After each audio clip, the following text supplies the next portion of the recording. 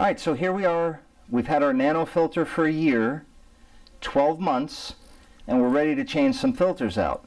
Now I'm going to have it up here on the countertop so everybody can see, but if you remember during the installation we told you to leave long enough tubing so you can actually pull it out from under your sink, maybe put it on a cookie sheet or some kind of tray so it will collect any water that spills over.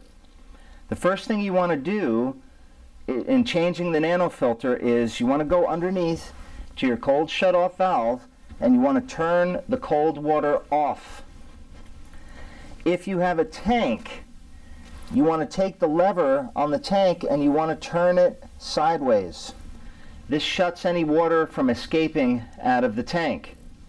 And the last thing is, if you have a faucet up top or if you have an ionizer, you want to turn the ionizer on or open the faucet to let any pressure that's sitting in the lines escape. After that, you're going to find your filter wrench. You'll notice that when you slip the filter wrench on, there's two different ways it can go on. One way is the wrong way, and the filter won't actually slip all the way up. Because you'll see at the end it has these notches. And the notches are designed so the wrench goes on one way. When it's on right, the wrench will almost be at the very top of the filter, as you can see. So to turn the filters tight, it goes this way, to your right. To loosen them, it's going to go to the left. So we'll simply take our filters and loosen them. The first time you loosen them, you might find that they're pretty snug. You can go 2 turns with the wrench, and the rest should work by hand. Once the filter has dropped, you can take the unit, tilt it backwards, and slip the cover off. The next unit will come out by hand, no tools needed. And so you'll see the filter comes out by hand. I'm not going to go through all 3 with you because it all works the same, as long as you see how we do the first one. When you replace your filter, it's always a good idea to take some Chanson strong acid water or some chlorine bleach and spray it inside this container just to sanitize it as an extra measure of protection. You also don't want to handle any filters unless your hands have been washed. So make sure you've washed and sanitized your hands before handling the filters. Put the new filter in place simply by screwing it up into position. And once you feel it get snug, just tighten it down another half a turn. There's no reason to over tighten this. If you over tighten it, you're going to break it. It just needs to be hand snug. Then take the unit here, and you'll notice on the very top of the unit is a rubber O-ring. If you ever have a leak in your system, it's because of this O-ring. And it's because the O-ring has become dry. All you have to do is take a very, very light layer of cooking oil, like an olive oil, and put a light layer of olive oil around that ring. Tilt the unit back and reinstall the cover. Once it's on there fairly hand tight, then you can go ahead and tighten it down to where the label is facing forward again. And no reason to over tighten these. Now on the back,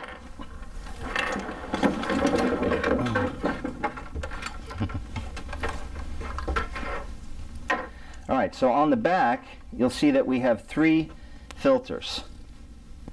The membranes generally don't need to be changed every year unless you've used a huge amount of water, or you're selling water, or you're serving a ton of water. The membranes you have 2 years on. One of the ways to ensure that those membranes last 2 years, and this is a recommendation for maintenance here, every 6 to 8 months of use, you should go under and take this black lever and turn it sideways, turn the water on, and let the water run through the system, down the drain, or collect it for plants. Either way, let it run for a good 10 to 15 minutes. What this is doing is it's back flushing the membranes and getting rid of any sediment or debris that's collected in them. Make sure once you're finished to turn this lever back to the side. Some of you might figure out at some point that if you turn this lever down, your water flow becomes faster. That is not the case. What you're doing is you're flushing nasty, poisonous drain water. I don't want to say poisonous, but basically all the things that we filtered out are coming out of this line. So if you turn this lever, you're kicking some of that toxic water back into your drinking water. Never turn the lever unless you're flushing the system out. It stays sideways at all times. As far as changing the membranes go, they're very simple.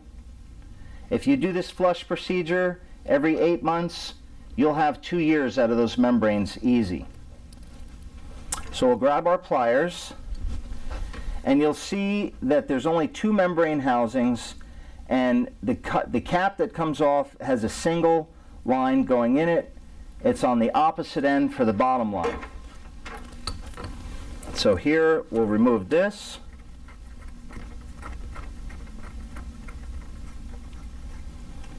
Lift it off.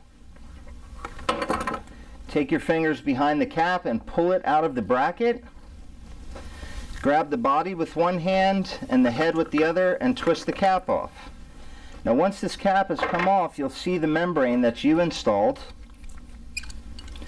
You will not get it out by hand. You're going to have to use a pliers. Take the pliers and clip the inside of the plastic and give it a good firm tug. And you can see where I'm clipping it. You can clip it on the outside, you can grab it on the inside. It's not going to matter. It's not going to matter if it breaks, because once this comes out, it goes right into the garbage. Installing your new membrane is just as easy. What I'd recommend before installing new membranes is take some Chanson strong acid water and spray it all inside this container. Spray it in the cap to clean and sanitize the area before putting in the new membrane. I'm not going to bother changing this bottom membrane because it's the exact same method that you've just seen. So you'll reinstall this, reinsert the tube and the nut.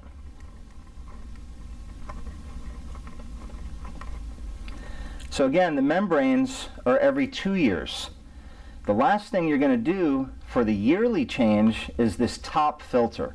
This is a very important filter because this is your post-carbon filter. This is the last filter that the water goes through.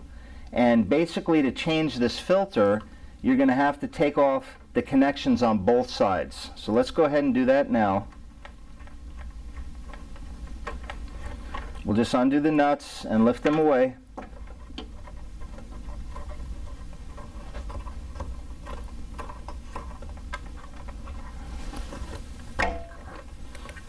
And this will pull out of its bracket completely.